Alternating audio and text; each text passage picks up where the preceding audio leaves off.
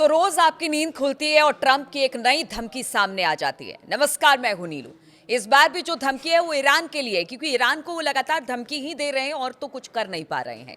अब देखिए, एक बड़ी धमकी ईरान को उन्होंने दे दी है कि नक्शे से ही वो ईरान को मिटा देंगे। लेकिन आज ट्रंप ने जो धमकी दी है, बयान में जो उन्होंने कहा कि ईरान को नक्शे से मिटा देंगे, एक बार और किसी ने अमेरिका में सोचा था कि ईरान को नक्शे से मिटा दिया जाएगा, खत्म कर दिया जाएगा, पूरी तरह से तबाह कर दिया जाएगा।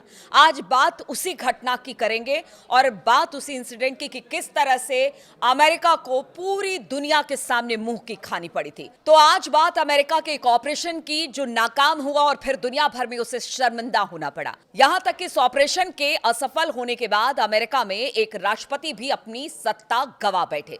यह बात है ऑपरेशन ईगल क्लॉ की।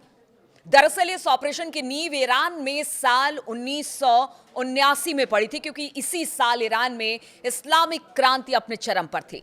ईरान के लोग पहलवी वंश के शाह मोहम्मद रजा का तख्ता पलट करना चाहते थे। उस वक्त लोगों को लग रहा था कि मोहम्मद रजा ईरान को आधुनिक बनाने के चक्कर में उनके हितों का गला घोट रहे हैं। पहले उन्होंने इस विरोधी स्वर को दबाने की कोशिश की, लेकिन जब शाह मोहम्मद रजा के खिलाफ उनके समर्थन में जो थे वही उनके खिलाफ हो गए, तो आखिरकार उन्हें देश छोड़कर अमेरिका चले जाना पड़ा और आज भी वो अमेरिका में ही निर्वासित जीवन जी रहे हैं। अब मुश्किल अमेरिका के सामने आ पड़ी कि वहां से दहलवी तो चले गए, लेकिन अब क्या होगा, क्योंकि इसी दौरान उनके तेहरान दूतावास पर कब्जा कर लिया ईरानियों ने। अमेरिकियों को बंधक बना लिया गया। अमेरिका से कहा गया कि वो मोहम्मद रजा को उनके हवाले कर दे, लेकिन ताकत के मद में चूर अमेरिका नहीं माना और इस जिद का परिणाम ये हुआ कि करीब 444 दिन, जी हां, 444 दिन तक अमेरिकी लोग राजा के विरोधियों के बंधक बने रहे। हालांकि इतने दिनों तक अमेरिका हाथ पर हाथ धरे बैठा रहा।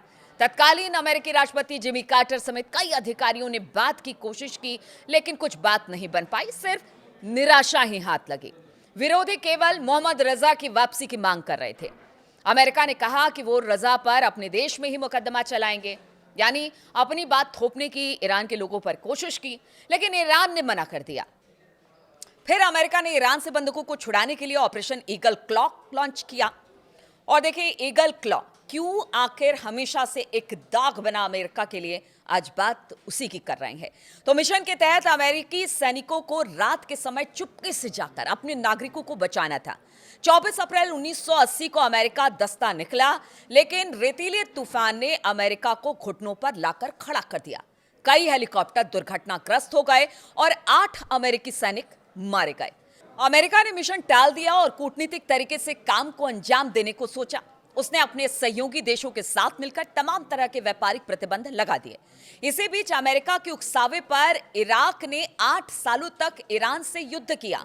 तब इराक की बड़ी ठनी हुई थी अमेरिका के साथ और बड़ी दोस्ताना संबंध थे, और उनके उकसावे पर ईरान से 8 साल युद्ध इराक ने किया।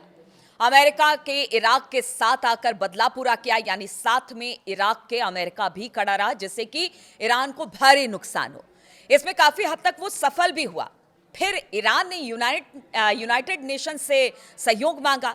यूएन ने कहा कि ये सब तभी बंद होगा जब तक बंधक रिहा नहीं होंगे, यानी यूएन की तरफ से कहना था कि कुछ तो बीच का रास्ता आपको निकालना पड़ेगा। फिर 1981 की शुरुआत में अल्जीरिया के राजनयिकों ने ईरान और अमेरिका के बीच बातचीत में मध्यस्थता की, और इसी बीच अमेरिका में 20 जनवरी 1981 को अमेरिकी राष्ट्रपति रोनाल्ड रीगन ने शपथ ली। फिर अमेरिका ने ईरान के ऊपर से तमाम प्रतिबंध हटाए। फिर उधर ईरान ने बंधकों को रिहा कर दिया।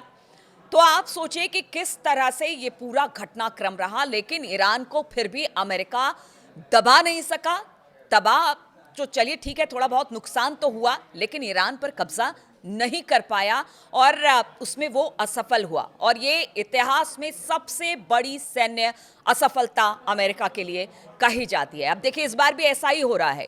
ईरान पर तमाम तरह के सैंक्शन लगाए गए, उनके परमाणु ठिकानों को अमेरिका और इजराइल ने निशाना बनाया, उसके बाद लगा कि अब बात नहीं बन रही है तो फिर सैंक्शन लगा दिया। उसके बाद ये हुआ कि नहीं, फिर से हमला करेंगे, लेकिन अभी तक हमला नहीं हुआ है, लेकिन हमले की आशंका से इनकार भी नहीं किया जा सकता है। तो क्या दूसरी बार अमेरिका इस इतिहास को दोहराएगा? क्या दूसरी बार उसे एक बड़ी असफलता हाथ लगेगी?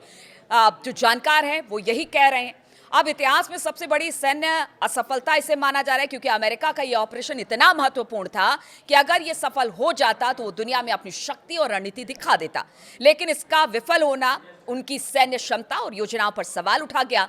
राष्ट्रपति की प्रतिष्ठा पर असर पड़ा। ऑपरेशन की विफलता और बंधकों के लंबे समय तक कैद में रहने के कारण तत्कालीन राष्ट्रपति जिमी कार्टर की लोकप्रियता बहुत कम हुई, जिससे उन्हें चुनाव में हार का सामना करना पड़ा।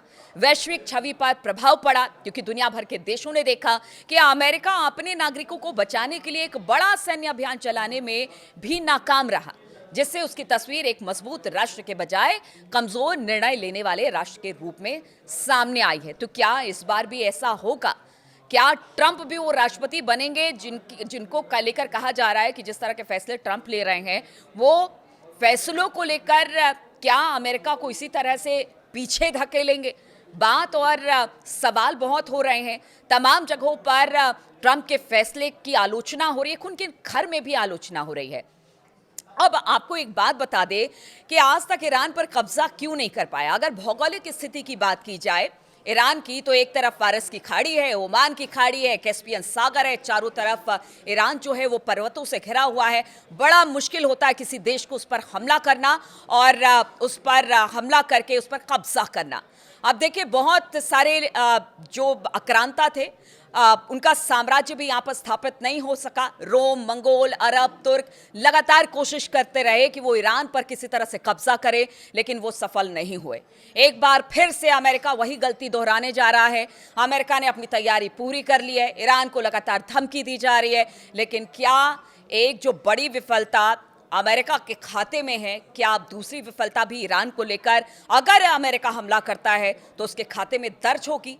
सवाल आने वाले समय में यही उठ रहे हैं।